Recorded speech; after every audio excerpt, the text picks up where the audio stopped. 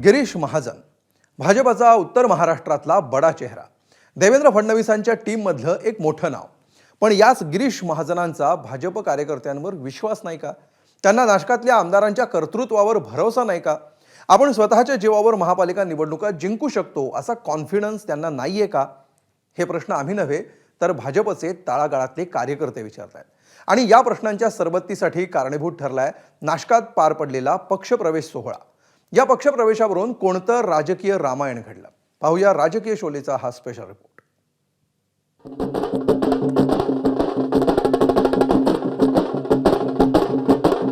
ठाकरे बंधूंनी युतीची घोषणा केल्यानंतर बुधवारी नाशिकमध्ये झालेला हा जल्लोष.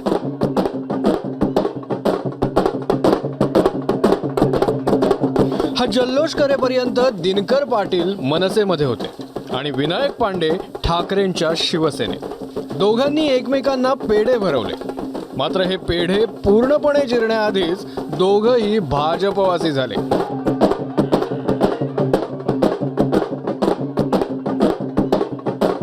दिनकर पाटील आणि विनायक पांडेंबरोबरच ठाकरेंच्या शिवसेनेचे नेते आणि माजी महापौर यतीन वाघ यांनी यापुढे भाजपसाठी डरकाळी फोडण्याची शपथ घेतली आहे. नेते फोडताना भाजपच्या गिरीश महाजनांनी सर्व पक्ष समभाव दाखवलेला दिसतोय.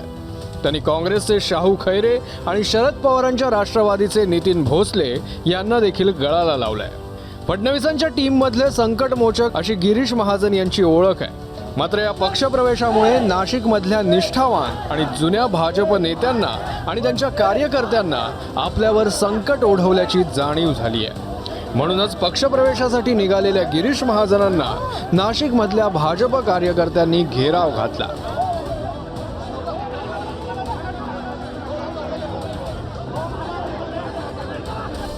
भाजपमध्ये प्रवेश करण्यासाठी विनायक पांडे, यतीन वाघ, दिनकर पाटील, नितीन भोसले आणि शाहू खैरे हे सकाळीच सज्ज झाले होते. मात्र भाजप कार्यकर्त्यांनी विरोधात घोषणाबाजी करत त्यांचं स्वागत केलं. भाजप कार्यकर्त्यांचा आक्रमक पवित्रा पाहता पक्षप्रवेशाच्या कार्यक्रमस्थळी पोलीस बंदोबस्तही वाढवण्यात आला. भाजप कार्यकर्त्यांची नाराजी हा आमचा प्रश्न नसून भाजप वरिष्ठांनी त्यांचं काय ते पाहावं असं भाजपात प्रवेश करणाऱ्या यतीन वाघ आणि शाहू खैरेंना वाटत होतं. आता तो अंतर्गत प्रश्न आहे, तो आमच्या ह्याच्यातला नाही आहे. तो त्यांनी बघायचा आहे किंवा त्यांनी स्थानिक लेवलला ते त्यांचं आहे. वरिष्ठ त्यांच्याशी बोलतील. आम्ही वरिष्ठांशी बोललोय, त्यांनी आम्हाला होकार दिला आहे, त्यांनी बोलवलंय, त्याच्यामुळे आम्ही प्रवेश करतोय. निश्चितच या प्रवेशासंदर्भात स्थानिक पातळीवरती त्याचप्रमाणे प्रदेश पातळीवरती चर्चा झालेली. त्यांनी कळवल्यानंतरच हा पक्ष प्रवेश होतो आहे. जरी याला काही विरोध होत असला तरी तो बट नॅचरल आहे. तो त्याबाबत पक्षश्रेष्ठी निश्चितच मार्ग काढतील आणि सर्व सुकर होईल अशी आम्हाला आशा आहे. कुणाचीही नाराजी दूर करण्यात गिरीश महाजनांचा हातखंड आहे. मात्र होम पिचवर स्वतःच्याच पक्षातील कार्यकर्त्यांची नाराजी दूर करण्यात गिरीश महाजन फारसे यशस्वी ठरले नाही. ते मावळेल थोडा वेळ असतो राग, पण मी त्यांना सांगितलं की अजून आपण कोणालाही तिकीट दिलेलं नाही. असं काही प्रवेश केला म्हणजे तिकीट दिलं असं नाही आहे. आता एकाच प्रभागामध्ये आम्ही 7-8 लोकांना त्या ठिकाणी प्रवेश घेतलेला आहे.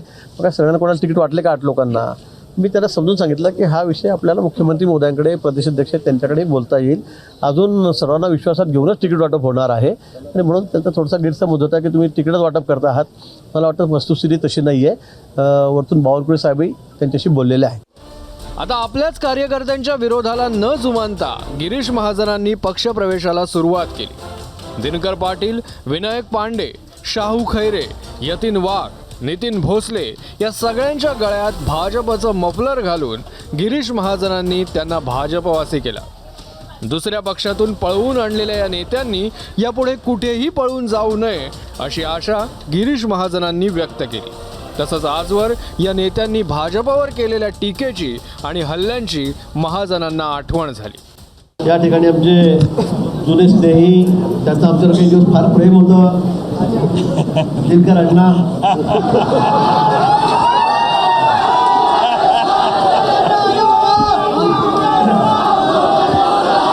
अण्णा आता शेवटचा प्रवेश, याच्यापुढे इथेच राहायचं. आता अनेक वर्षापासून ते काम करतात पक्षामध्ये. अनेक वर्ष आपण यांच्याशीच भांडलेलो आहोत, बरोबर आहे. कधी अमृतुमरी कधी हातापायी ती तुमच्या वरती त्या ठिकाणी होत आलेली आहे. मागच्या इलेक्शनमध्ये शाहू महाराज तुमच्या मतदारसंघात मी पण आलो होतो, म्हणजे हल्ला झाला म्हटलं असं ना मी येतो म्हटलं तिकडे मी सुद्धा पळत आलेलो होतो. आणि हे चालणार आहे. ह्या सगळे दिग्गज नेते जे वर्षानुवर्ष आमच्यावर टीका करत होते, आमच्या आयडिओलॉजीवर टीका करत होते, ते आता सगळे या पक्षामध्ये आलेले आहेत. ठाकरे बंधूंनी युती केल्यानंतर विनायक पांडेंनी आणि दिनकर पाटलांनी भाजपचा सुपडा साफ करण्याचा चंग बांधला होता.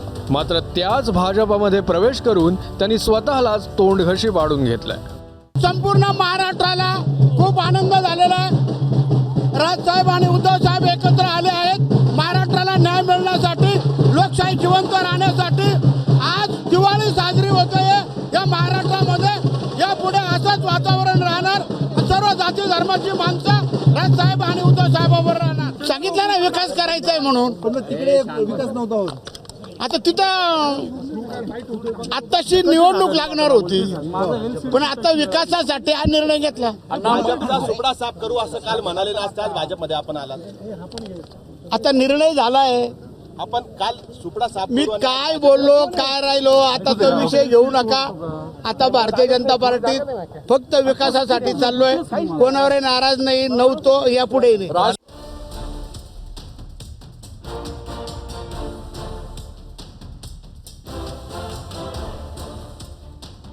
खऱ्या अर्थाने दोघं भाऊ मराठी माणसाच्या हक्कासाठी जे एकत्रित आले. तुम्ही बघा का येणाऱ्या निवडणुकीमध्ये हे जसं देशामध्ये आपलं महाराष्ट्रामध्ये भ्रष्टाचाराने बरबडलेलं सरकार, यांचा सुपडा साफ मुंबईमध्ये आणि महाराष्ट्रामध्ये झाल्याशिवाय राहणार नाही. काय माहिती का, आपण मागच्या पंचवार्षिकला काय झालं बघितलं, ह्या पंचवार्षिकला इथेच. मग त्यापेक्षा न थांबलेलं इथं बरं. मग चला आपला दुसरा मार्ग निवडू. काल तुम्ही जल्लोषामध्ये म्हणत होतात की ठाकरे बंधू संपूर्ण महाराष्ट्रामध्ये सत्ताधाऱ्यांचा भाजपचा सुपडा साफ करणार, आणि आज त्याच भाजपात तुम्ही चाललाय. आता आम्ही करू सुपडा साफ. कोणाचा? यांचा मनसे शिवसेना युतीचा आम्ही सुपडा साफ करू.